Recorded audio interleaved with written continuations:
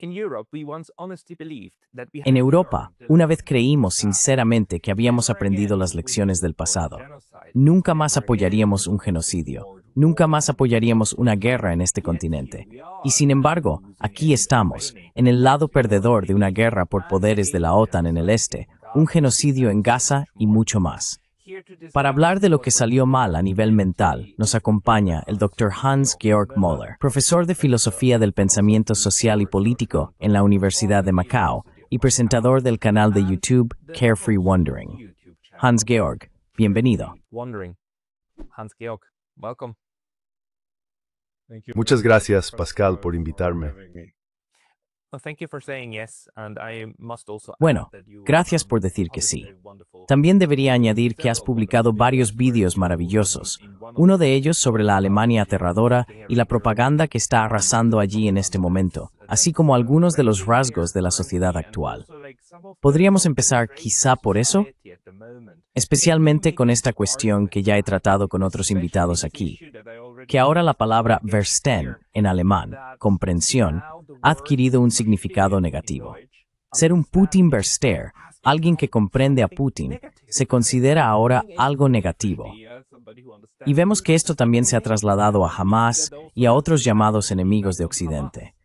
¿Podrías hablar un poco de eso y explicar qué está ocurriendo aquí?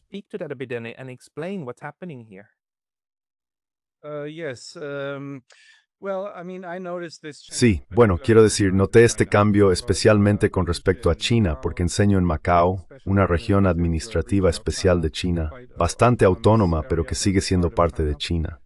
Mi formación es en estudios chinos. Obtuve mis títulos en Alemania en ese campo. Así que en lugar de centrarme en Rusia o en la cuestión de Gaza, mi perspectiva personal está más influida por mi experiencia con la, digamos, actitud alemana hacia China. Y eso ha cambiado drásticamente a lo largo de mi vida. Cuando empecé, siendo adolescente, a estudiar estudios chinos, había una gran moda china. Existía una fuerte idealización, casi una especie de romanticismo respecto a China. Los medios de comunicación informaban sobre China de manera muy positiva, por lo que muchos jóvenes en aquella época se dedicaron a los estudios chinos, querían aprender chino, querían viajar allí y así sucesivamente.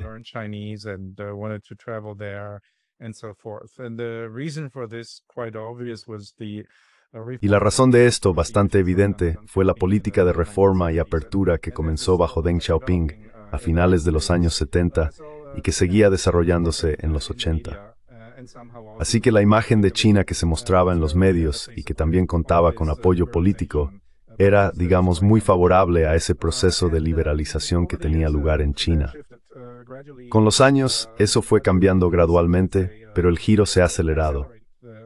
Y en los últimos años, creo que ha habido una inversión completa, en el sentido de que la cobertura sobre China se ha vuelto muy negativa. Además, esta noción que mencionaste, la que traté en el vídeo, la idea del Versteher, el comprendedor, se ha convertido en un tema para personas como yo, que vivimos en China, trabajamos en una universidad china y hasta cierto punto hablamos chino.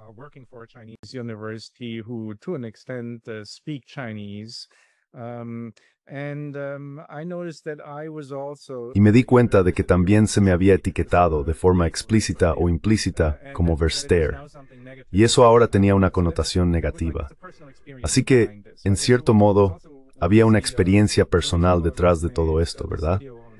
Y eso también fue lo que motivó el video sobre Alemania aterradora. Ese fue mi viaje a Alemania el verano pasado, cuando estuve allí durante un periodo prolongado, unos 2 meses básicamente. Y noté que, cuando hablaba con la gente, me conocieran o no, y les explicaba o les contaba lo que estaba haciendo, siempre acababa provocando una reacción muy parecida. Intentaban decirme lo mala que es China, explicarme lo mala que debía de ser mi situación y lo problemático que era que yo estuviera haciendo mi trabajo allí.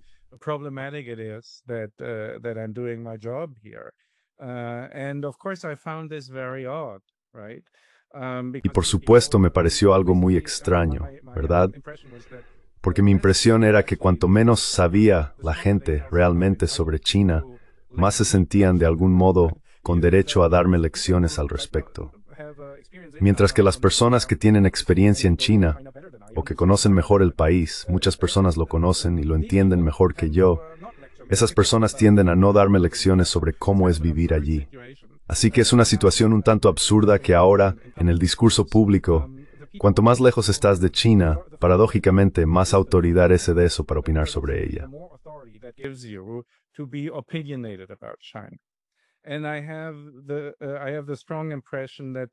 Y tengo la fuerte impresión de que este es el caso, sin duda, en la política, y aún más en los medios de comunicación. Pero incluso en el ámbito académico, incluso en un contexto universitario, ahora se considera, incluso en los estudios chinos, como algo negativo si estás asociado de una forma u otra con China y vives en China. Y luego está esta etiqueta de Versteher. Es más probable que te la asignen, a menudo de inmediato, ¿verdad? Incluso antes de que empiece la conversación, entra en juego este tipo de etiqueta. Que eres un comprendedor y, por tanto, resultas moral, política o personalmente sospechoso, ¿no?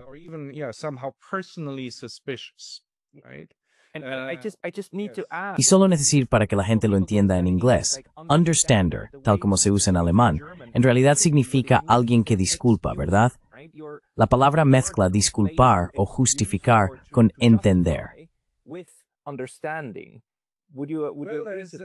Bueno, creo que eso es correcto, pero el subtexto importante también es que tienes algún tipo de simpatía, supongo, ¿no? No se trata solo de verstehen, sino también de tener verständnis, de tener una especie de empatía.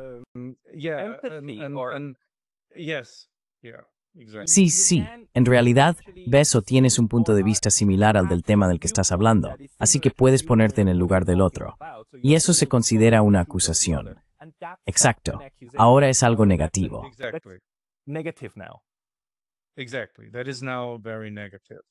Exacto, eso ahora es muy negativo. Estás asociado de algún modo con el otro político y moral. Sí. Se sospecha un poco que eres, digamos, un traidor o algo así. Sí, y esto te pasa incluso en el ámbito académico, Nick. Sí. Quiero decir, eso es muy claramente así en la academia, diría yo. Debo decir que no estoy, y deliberadamente no estoy, en estudios chinos. Como dijiste al principio, trabajo en filosofía china, trabajo en filosofía y sigo trabajando. No lo mencionaste, pero es importante para mi formación académica. Mi especialización principal es, en realidad, la filosofía china. Pero personalmente pongo el énfasis en la filosofía, no en lo chino. Me considero, aunque mi formación académica sea en sinología, en estudios chinos, como alguien que ha pasado de los estudios chinos a la filosofía.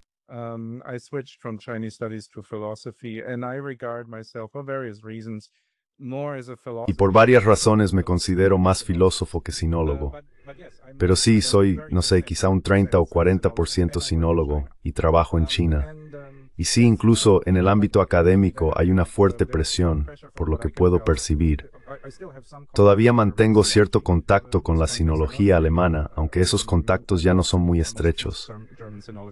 A la mayoría de los sinólogos alemanes que enseñan hoy en día no los conozco, porque dejé Alemania hace más de 25 años. Pero por lo que puedo observar desde fuera, está claro que es muy difícil para mis colegas presentar o apelar a alguna forma de verständnis, una especie de comprensión empática de la situación en China, especialmente en un contexto académico.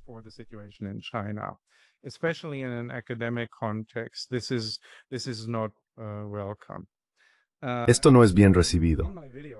En mi video mencioné una historia real que me contó uno de mis amigos sinólogos, quien envió una carta al editor de un importante periódico alemán que había informado de manera muy crítica sobre China. No solo el periódico se negó a publicar la carta, sino que además le enviaron una larga respuesta escrita personalmente, explicándole por qué sus opiniones no eran aceptables. Así que, una vez más, el periodista estaba criticando al sinólogo profesional por ser un versteher y afirmando que eso no era aceptable, que ni siquiera debía publicarse en los medios alemanes convencionales. Simplemente no es publicable.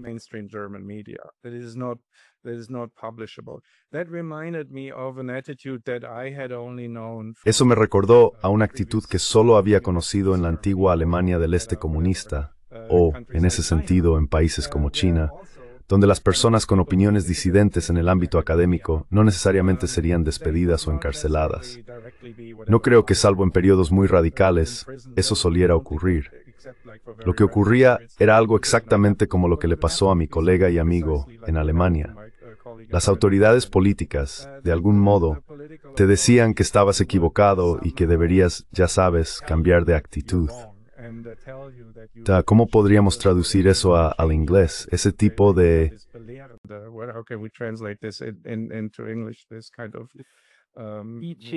Una actitud de enseñanza, ese deseo de educarte, ¿verdad? Sí, reeducación. Sí, exactamente. Es un esfuerzo de reeducación. Primero se intenta el esfuerzo de reeducación. Así que este periodista, un periodista destacado, estaba intentando reeducar al sinólogo profesional sobre su posición respecto a China. Y para mí eso es muy representativo, digamos, del ambiente social general en Alemania. Y de nuevo, como en el vídeo, hablo de la distinción entre Versteher, el que comprende, y experto. Porque los medios hoy en día, para enmarcar su propaganda, ya no tienen tantos artículos de opinión abiertos, en los que un periodista determinado, con su nombre, diga, así es como veo la situación. No.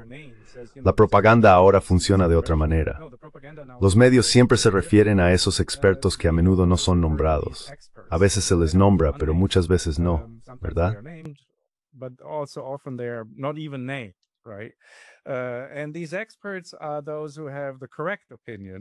Y estos expertos son los que tienen la opinión correcta sobre las organizaciones, sea cual sea, China, Rusia, Israel o la que sea, ¿verdad? Y sí, estos expertos son, por así decirlo, los verificados, los aprobados, los aceptados, aquellos que tienen la opinión aceptada. Así que la diferencia entre experte y Versteher, entre experto y comprendiente, es obviamente que la connotación es, esta posición es la que los medios y el establishment político consideran políticamente correcta.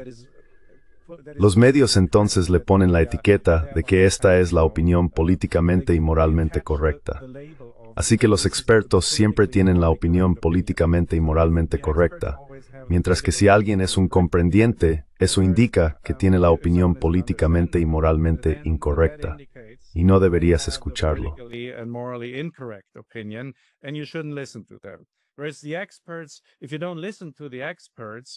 Mientras que los expertos, si no escuchas a los expertos, entonces de algún modo hay algo mal en ti, ¿verdad? Entonces no eres realmente capaz de pensar de forma racional o crítica. Eso también es, por supuesto, muy interesante, ¿no? Que el pensamiento crítico en Alemania ahora signifique que crees lo que dicen los expertos y no crees lo que dice el que comprende. Esto es básicamente lo que ahora se enseña como pensamiento crítico, que aquellos considerados capaces de pensar críticamente son, de forma absurda, los que han interiorizado esta distinción, los que pueden hacerla de manera intuitiva, los que creen a los expertos y discrepan de los que comprenden.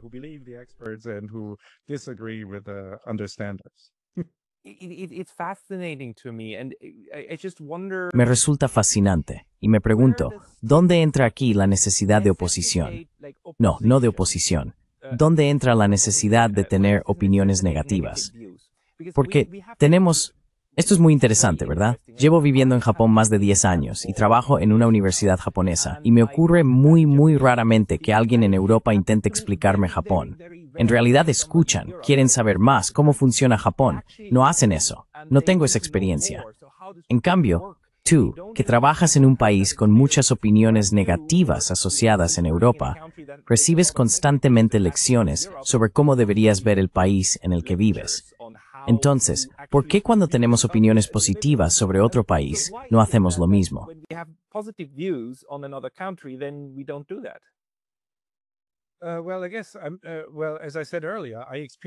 Bueno, supongo que como dije antes, yo también experimenté ese mismo cambio. En mis primeros 20 años como periodista, bueno, como sinólogo, la situación era exactamente como la describiste en Drukat. Esa era la actitud a la que estaba acostumbrado. Pero con los cambios geopolíticos y el giro en la opinión hacia China, digamos, con el auge de China y la percepción de que ya no es ese otro maravilloso y exótico lleno de oportunidades, esa percepción ha cambiado. Ahora se la ve de Porther have del made, incompatible for grow in the enemy sin strong.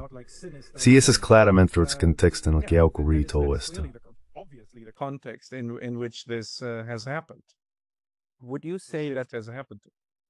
¿Dirías que esto es un rasgo psicológico general de las personas?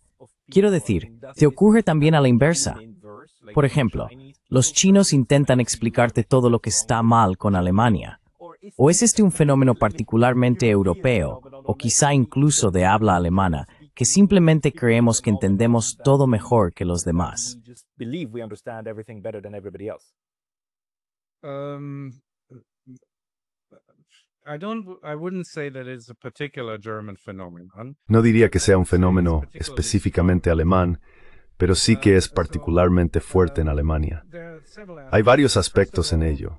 En primer lugar, la imagen de China ha cambiado drásticamente a lo largo de la historia. Estudié la historia de China y el ambiente actual, digamos, especialmente en Alemania, porque de nuevo, esto existe en todo Occidente, pero diría que en ningún otro lugar es tan fuerte y marcado como en Alemania. Y eso puede tener algo que ver con, no sé, el carácter alemán, si es que existe algo así. En realidad no creo en ello, pero por otro lado, empíricamente a menudo pienso que sí hay algo de eso.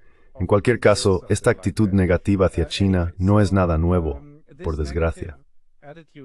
Towards China is nothing new, unfortunately.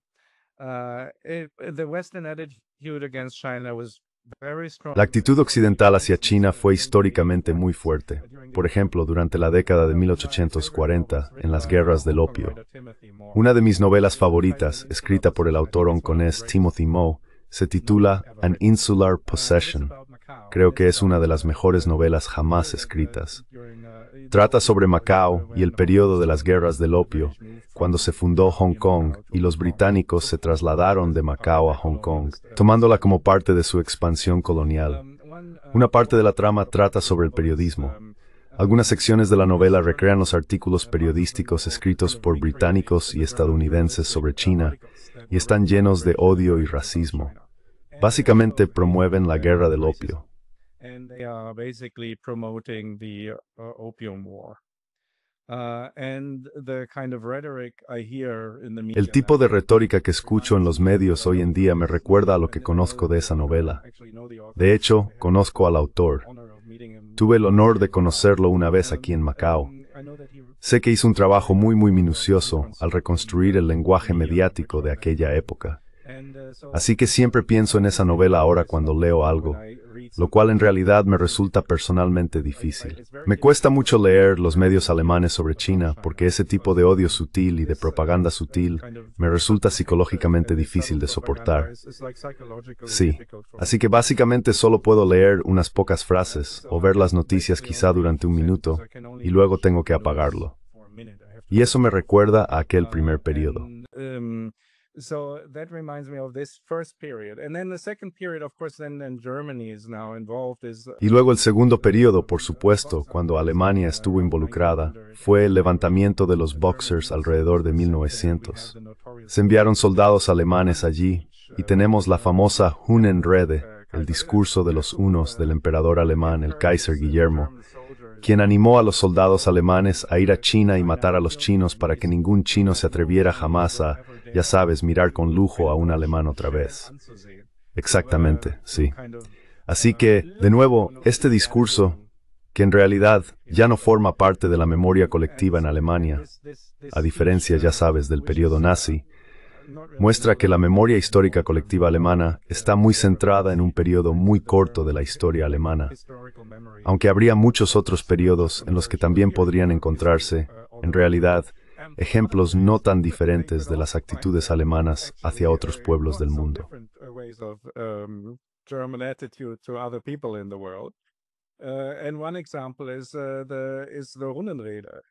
Y un ejemplo es el Hunnenrede y la actitud hacia China y la agresión militar contra China por parte de los alemanes, que forma parte de la larga historia de más de 100 años de agresión militar occidental contra China.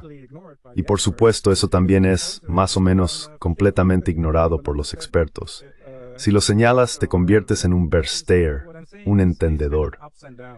Así que lo que quiero decir es que este tipo de altibajos, esto sigue siendo en respuesta a tu pregunta, son típicos.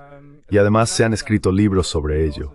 Normalmente creo que es muy evidente que siempre ocurre en el contexto de conflictos militares y en general geopolíticos. Lo fascinante es, si aún puedo responder a la otra parte de la pregunta, lo que los chinos piensan de alguna manera sobre los alemanes. Y eso, por supuesto, también ha cambiado. Durante mucho tiempo, eso se remonta a cuando vine por primera vez a China a finales de los años 80.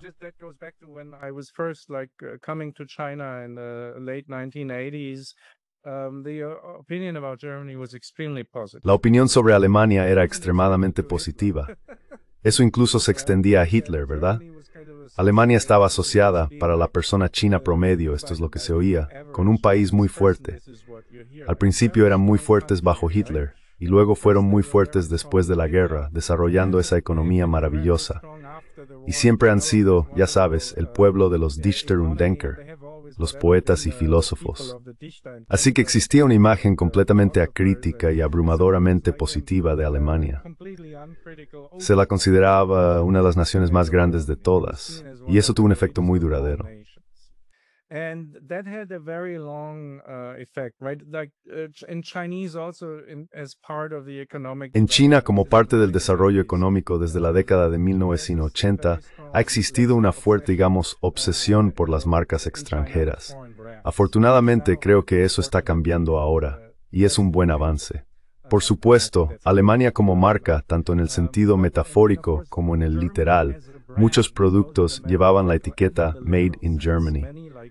La industria automovilística alemana, como sabrás, se benefició mucho de la apertura de China, ¿verdad? Realmente sacaron provecho de esta tendencia tan positiva. La marca alemana se manifestó de forma más clara en los coches alemanes, que inundaron el mercado chino desde los años 80 y 90, ¿verdad? The Chinese car market since the 1980s, 90s, right? They were already building the Volkswagen plant when I was. Ya estaban construyendo la planta de Volkswagen cuando yo estaba allí como estudiante. Así que los chinos admiraban a Alemania, y creo que ahora están cada vez más, incluso amargamente decepcionados. La actitud china era: nos encanta Alemania, nos encantan las marcas alemanas, la marca alemana, nos encanta la cultura alemana. Era como un modelo a seguir para nosotros. Porque eso también era lo que oían de Alemania, ¿verdad? En aquel momento, como dije, queremos intercambio cultural, estamos abiertos a los 5000 años de civilización china. Y luego los chinos, ya sabes, promovían esa imagen idealizada de China que también existía en Occidente.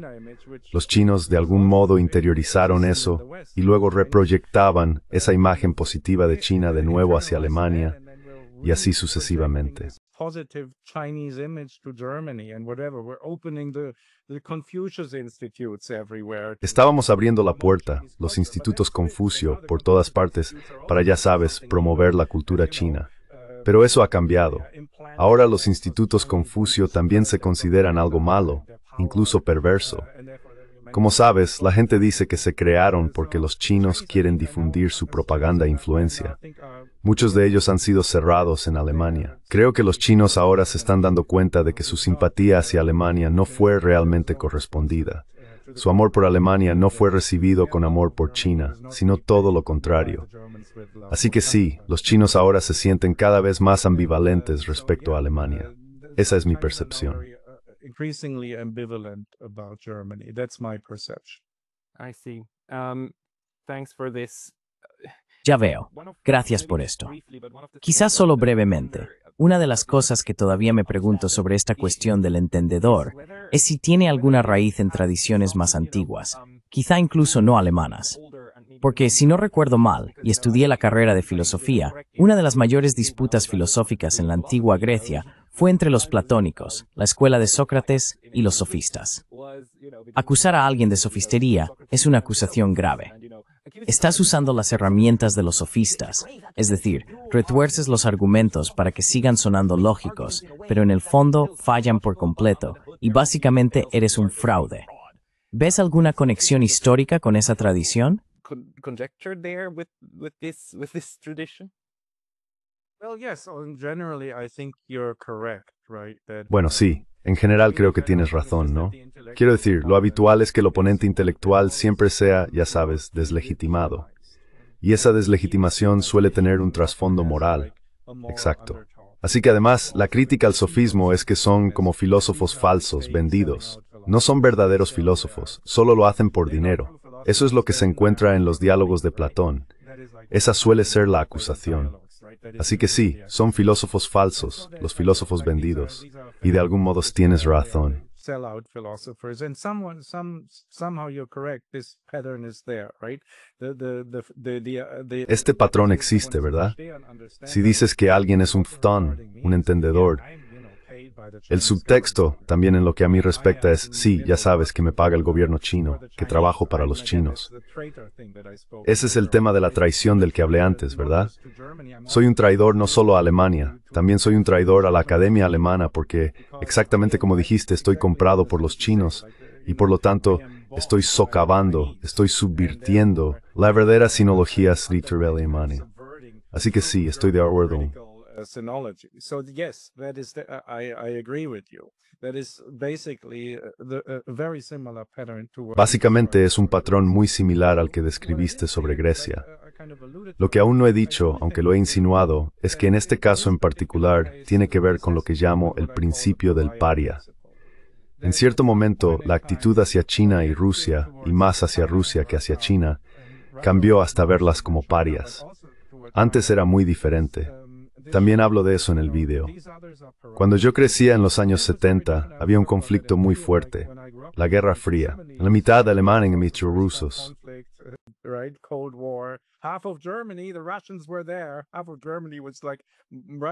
La mitad de Alemania estaba básicamente bajo control militar ruso. Estaban mucho más cerca de lo que están hoy. Y sin embargo existía esta idea de distensión, de Entspannungspolitik. Los rusos o los soviéticos en aquel entonces no eran considerados parias. Podías hablar con ellos, podías invitarlos, ¿verdad? Podías ver medios rusos. No había televisión rusa aquí, pero los medios rusos no eran tratados como lo son ahora. Porque ahora son parias. Mamadas rusos están realmente prohibidos, vetados en Alemania. No sé si recuerdas RT, el canal ruso. I don't know if you're aware, like RT, the Russian RT and Sputnik, yeah. It's not just blocked. RT y Sputnik, sí. No es simplemente que estén bloqueados como en China, donde existe el cortafuegos, que por cierto no existe en Macao, porque China es bastante diversa, más diversa que Alemania, diría yo. En fin, desde hace, no hace mucho, en realidad están prohibidos. Los medios rusos están completamente prohibidos. Así que son ilegales, y ni siquiera se permite, si entiendo bien la ley, citarlos o mencionarlos en tu propia producción mediática. Er is algo que me respoifer kruber per Drainbird. El orien compolt, netu iniciumal et repleti paring. Has no political and moral legitimacy whatsoever, and the only thing we can do is basically Lo único que podemos hacer es, básicamente, algún tipo de acoso político organizado. No puedes asociarte con ellos de ninguna manera. Y eso también se extiende al ámbito académico. La idea es que, si tienes algo que ver con China, aunque solo hables el idioma o lo aprendas, eso ya te hace sospechoso. Ya da la impresión de que te estás pasando al bando del paria. Aprender el idioma del paria ya se considera problemático. Y por eso nadie estudia chino hoy en día en Alemania. No sé cuál es la situación con el ruso. No era así en los años 70. Era perfectamente normal aprender ruso o chino. Hoy en día no lo es.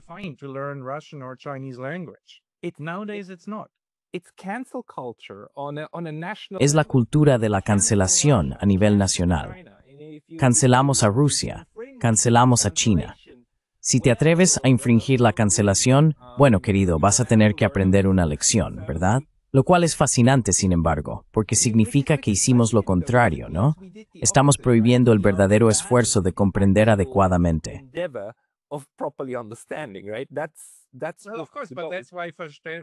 Bueno, por supuesto, pero por eso, el que comprende se considera algo malo. Y el primer paso que te lleva por ese camino de ser un Verster es aprender el idioma. Se supone que debes aprender sobre China y Rusia a través de medios de habla inglesa o alemana. Si aprendes sobre China y Rusia a través de medios de habla china o rusa, ya estás de nuevo socavado por el paria. It's such a dumb thing to do. I mean, there's Es una tontería hacer algo así. Quiero decir, hay suficiente literatura sobre estrategia militar tanto de Oriente como de Occidente que te dice muy claramente que lo primero que debes entender es a tu enemigo, ¿verdad? O a la otra parte. Es lo único que realmente necesitas comprender, porque eso es lo que te permite ganar en el enfrentamiento. Entonces, ¿no es esto un proceso extremadamente autodestructivo? defeating as a process. Well, yes and no. I mean, on the one hand, I do think it's self-defeating. Bueno, right? sí y no. Because, Quiero decir, por un lado, creo que es contraproducente, ¿verdad? Porque de nuevo, si dices que las posiciones del otro bando son tan completamente política y moralmente, y siempre es el trasfondo moral lo que resulta muy importante y legítimas, entonces cualquiera que intente comprenderlas ya queda contaminado por ellas. Bien, eso por supuesto en última instancia, como acabas de decir, desde una perspectiva estratégica, no es muy bueno. Necesitas conocer mejor al enemigo. Eso es útil. Pero claro, para una situación bélica, si te estás preparando para una guerra, ya sea una guerra caliente o una guerra fría, resulta muy útil. Quieres que en tu propia población no haya nadie que sienta simpatía o empatía por el adversario. Si quieres que la gente esté dispuesta a matar a otros, lo cual normalmente la mayoría de los seres humanos tiene una fuerte, ¿cómo decirlo?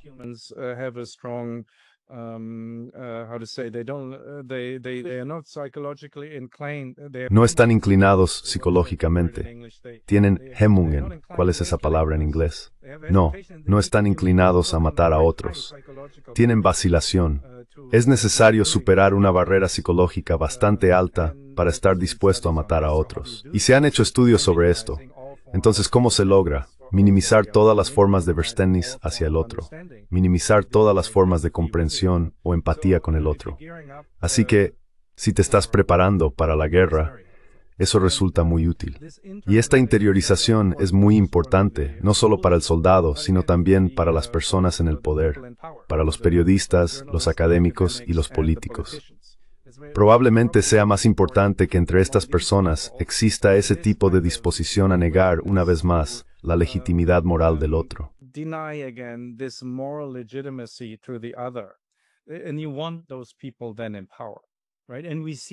Y quieres a esas personas en el poder, ¿verdad? Esto se ve muy claramente en la política alemana. Todo político que muestra algún tipo de empatía o simpatía por la oposición se vuelve inelegible. Los expulsan del partido, los echan de sus cargos y así sucesivamente. Lo mismo ocurre con los medios de comunicación. No te contratarán, no conseguirás un trabajo en los medios tradicionales si eres un comprendedor. Ese es como el criterio número 1. Y ahora, incluso en el ámbito académico, hemos llegado a eso. En los estudios chinos, por ejemplo, si sospechan que eres un comprendedor, te pondrán muchas más difíciles para conseguir un puesto o incluso para publicar.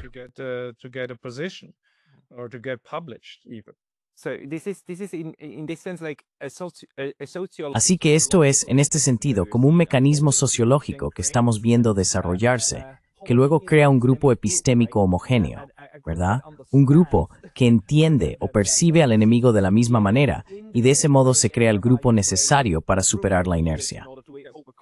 Los expertos.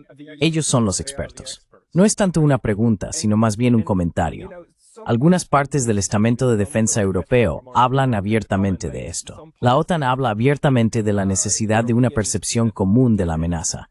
Es como si dijeran, necesitamos la misma percepción de quién y qué es el enemigo para poder tener una fuerza de ataque contra él, ¿verdad? O para tener un enfoque común frente a él. Y esto es sumamente peligroso. Es muy peligroso. This is highly dangerous.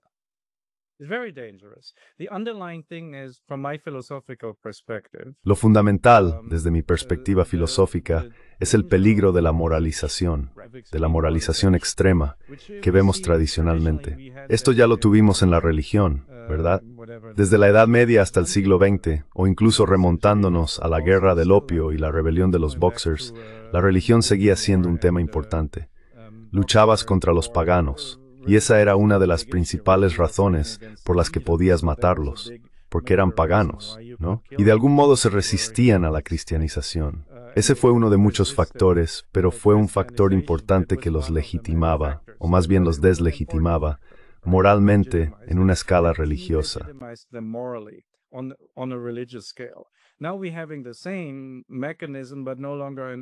Ahora estamos viendo el mismo mecanismo, pero ya no codificado religiosamente, sino lo que me gusta llamar civil religioso.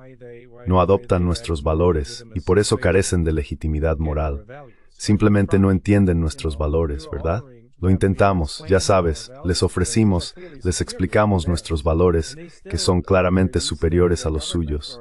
Y aún así, o al menos sus gobiernos, o quizá fueron engañados por sus gobiernos, suponemos. Pero está claro que muchos rusos y chinos no adoptan realmente nuestros valores. Y esos valores, es lo que los deslegitima moralmente.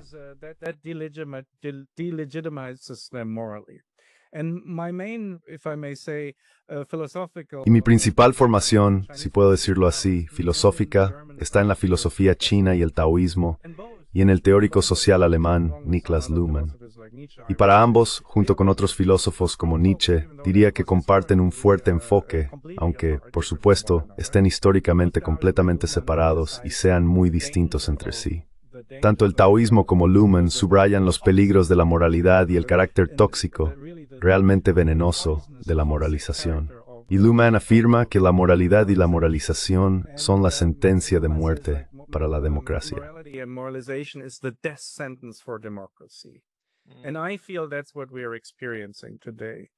Y siento que eso es lo que estamos viviendo hoy, que la política de nuevo, y esto es muy diferente de los años 70 y 80, ha pasado a este registro moral. Ya no vemos al otro como un oponente ideológico, como ocurría entonces. Ya no tomamos su ideología en serio. A nadie le interesa realmente. Ni siquiera tienen mucha ideología, simplemente son malvados, ¿verdad? Simplemente no comparten nuestros valores.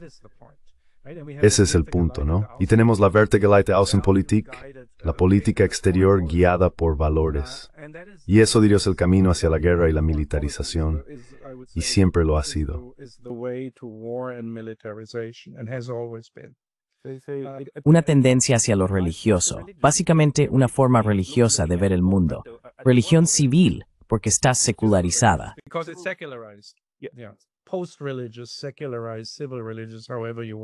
Post-religioso, secularizado, civil religioso, como quieras llamarlo. Sí, eso se ha convertido en la principal retórica. Y de nuevo, esa es la razón del principio del paria. Esa es la razón de la distinción entre el que comprende y el experto. Es el registro moral. Ahora todo está de algún modo subsumido bajo estas gafas morales, las moralische Brille. Sí. Y ese es un cambio en la política que ha tenido lugar a pesar de, o además de, los cambios geopolíticos. Tenemos una especie de retorno al fundamentalismo moralista, y eso ha aumentado en las últimas décadas, sin duda. Y por eso estoy muy preocupado. Creo que el indicador más claro es que en realidad nos estamos acercando a otra guerra.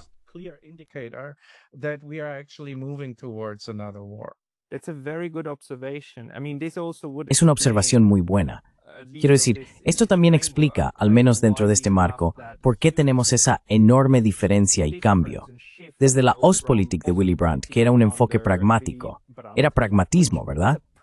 La pregunta era, ¿qué debemos hacer para no acabar en una guerra nuclear? Y la pregunta pasó a ser, ¿qué debemos hacer para estar del lado correcto de la historia? Algo que se escucha mucho hoy en día. Y esa es una cuestión moral.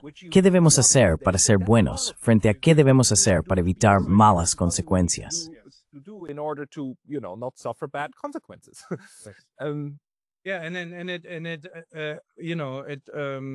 Sí, y eso ejerce mucha presión moral, mucho miedo moral.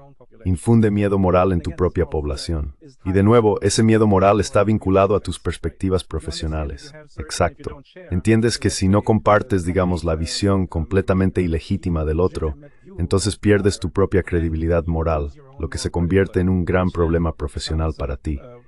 Así que esta moralización no solo se dirige contra el otro, también tiene un efecto muy fuerte en la población de Alemania.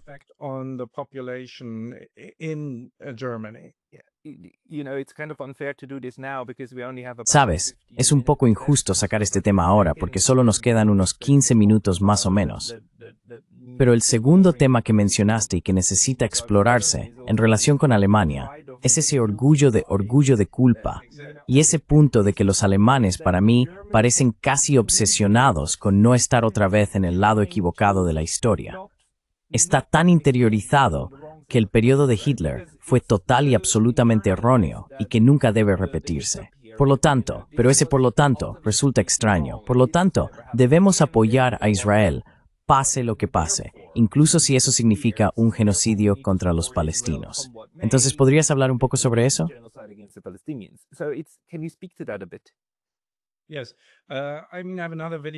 Sí, quiero decir, tengo otro video sobre este orgullo de la culpa alemana, Schuldstolz, y eso creo es muy importante para entender la historia alemana después de la Segunda Guerra Mundial. También es algo que conozco muy personalmente porque ocurrió en gran medida durante mi propia vida y por eso experimenté todo esto de primera mano. Por supuesto, los alemanes siempre tuvieron culpa, ¿verdad?, por el Holocausto. Crecí en Alemania Occidental antes de 1989, esa fue mi educación. Y la idea en aquel momento, la idea principal, era la Wiedergutmachung, como si estuviéramos reparando el daño. La compensación, sí, la restitución o como se quiera llamar.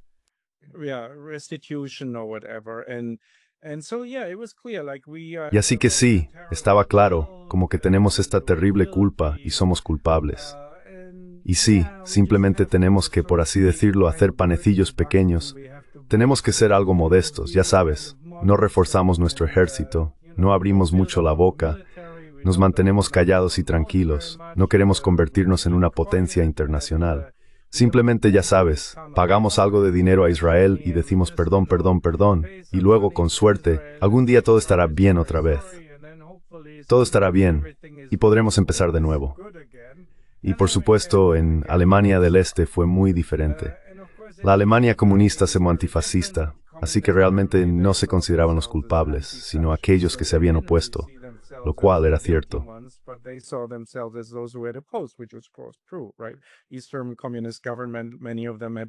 El gobierno comunista del Este, muchos de cuyos miembros habían estado en prisión o habían sido perseguidos por los nazis, se consideraba antifascista, y lo era. Pero luego, después de 1989, tras el periodo de reunificación de 1991, ninguno de los dos enfoques volvió a funcionar realmente. Así que tenemos una nueva forma, que defino como esta especie de idea de Schuldstolz. La idea es que cometimos el crimen más horrible de la historia mundial, pero lo confesamos, y ya no se trata solo de intentar, ya sabes, redimirnos. Ahora, indefinidamente, para siempre, eternamente, declaramos que tenemos esta culpa. Y de algún modo, paradójicamente, eso nos llena de orgullo. Somos como las personas moralmente más fuertes del mundo, porque, y esto por supuesto tiene raíces cristianas, ¿verdad?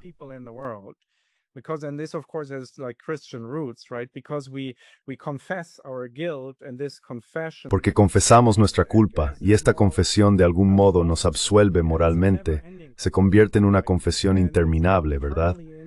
Es como si eternamente hacia el futuro cargáramos con esta responsabilidad moral, y eso de alguna manera nos convierte paradójicamente en los superhéroes morales. Sí, y eso creo es un factor muy importante que contribuye con mucha fuerza a esta hipermoralización, especialmente de los alemanes. Esta hipermoralización del discurso político y nacional de Alemania, el perfil alemán, se convierte en el perfil de estos superhéroes morales. Y eso tiene, bueno, lo que sea, el Partido Verde posterior a la reunificación. Son una especie de símbolo de esa hipermoralización.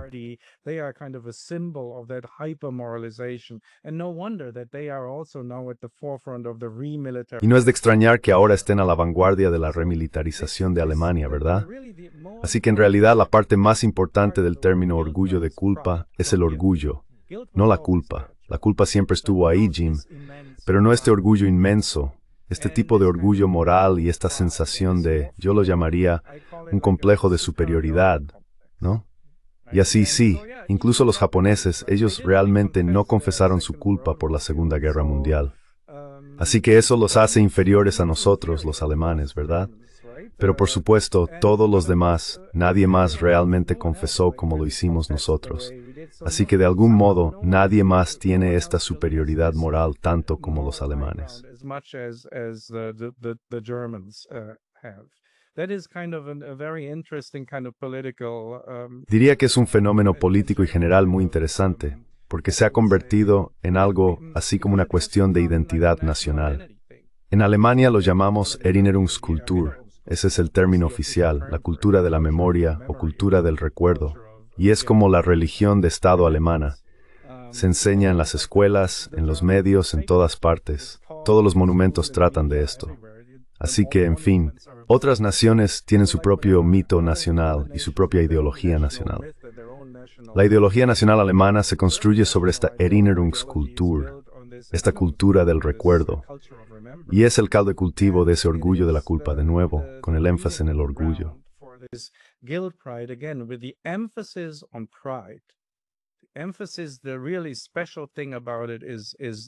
Lo realmente especial de esto es este tipo de nuevo orgullo nacional. Cuando me eduqué en Alemania, como mencioné, dejé Alemania hace más de 25 años. Teníamos que, como dije, hacer pequeños panecillos, es decir, no se anunciaba realmente que uno era alemán. No había banderas alemanas. Nadie tendría una bandera alemana, ni siquiera en un partido de fútbol o algo parecido. Sí, nos iba bien y éramos felices, pero no mostrábamos mucho nuestro germanismo. Eso ha cambiado. It's een raar tristeza de este tipo de nuevo word, en por supuesto es un orgullo, muy evidentemente, es una apertura, y además un especie de estética psicológicamente pervertido, y es sumamente peligroso. Yeah, because it's Sí, porque el peligro es, por supuesto, que si crees que has aprendido las lecciones correctas de la historia, entonces ya no puedes equivocarte, ¿verdad? Por lo tanto, tu enfoque debe ser el correcto, así que el otro debe estar equivocado y necesita ser enseñado. Y si se resisten, entonces tenemos que profundizar. ¿Por qué se resisten? Exacto. Tenemos una política exterior guiada por valores, y esa política exterior guiada por valores es el resultado político directo del orgullo culpable. China no tiene una política exterior guiada por valores, China simplemente no la tiene. Tampoco creo que Rusia afirme tenerla. No lo creo, no lo sé. I don't think Russia claims to have it. I don't I think don't so. know. But do you think ¿Pero crees que es por el papel estructural de Alemania dentro de la Unión Europea que toda la UPR está utilizando ese discurso? Kaja Kallas lo usa. Por supuesto, von der Leyen también lo usa. Pero esto parece ser algo europeo. But this seems to be now a European It has been, yeah, the Germans have been very Sí, successful. los alemanes han tenido mucho éxito imponiendo esto en gran parte de Europa. Dudo que lo hayan impuesto en toda Europa, lo dudo. Pero las figuras políticas que mencionas y digamos las voces orientadoras, especialmente en los medios más allá de Alemania, básicamente han adoptado este modelo. Sí, la moralidad es muy tóxica, Pascal. Se propaga. Es como dice Luhmann, una bacteria. Se extiende infecta a toda sociedad, darum también mismo percibo religión. Because of this mechanism that once like kind of this, like religion, right? It becomes more and more dangerous not to buy Exacto. into the religion. Se vuelve cada vez más peligroso no adherirse a la religión o no sumarse a esta hipermoralización. Se vuelve cada vez más peligroso. Te conviertes tú mismo en el paria si no participas en la moralización. Y por eso los alemanes y el orgullo de la culpa alemana son, diría yo, la causa raíz de esta hipermoralización y es sumamente tóxica. ¿Qué recomienda Luhmann? Y de nuevo podría llevarnos, por tercera vez, a que Alemania nos conduzca de este modo es como una guerra mundial de Morse-Burdenberg-Hess. Germany might in this way lead us to a world war for the third time. I worry about the same, but Me preocupa lo mismo, pero aún no hemos llegado a ese punto. ¿Qué recomienda Luhmann? ¿Cómo salimos de esto? ¿Qué recomienda el taoísmo? Quiero decir, más allá de decir simplemente que es el individuo quien debe dejar el moralismo, ¿cómo podemos sociológicamente salir de esta situación? Well, it's a mental and social hygiene. Bueno, es una higiene mental y social. Intenta no abusar del lenguaje moral. Intenta no comunicarte de forma moral. Intenta no pensar en términos morales. Es una higiene moral. Escribí un libro sobre ello, El tonto moral. Y sí, la recomendación es liberarnos de alguna manera de esta forma tóxica de pensar y comunicarnos. Toxic way of thinking and communicating. yep, because Sí, porque el camino al infierno está empedrado de buenas intenciones. Exactamente. Esto ha sido fascinante. Hans-Georg, para las personas que quieran escuchar más de ti, deberían ir primero a tu canal de YouTube, The Carefree Wanderer, ¿verdad? Carefree Wanderer, right? Viajero despreocupado, sí, que es un término taoísta, sí. Viajero despreocupado. Wondering.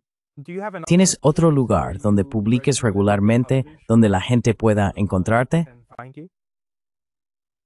No, ese es mi canal de YouTube. There. Okay. I will De acuerdo. Pondré un enlace a tu canal en el cuadro de descripción de abajo.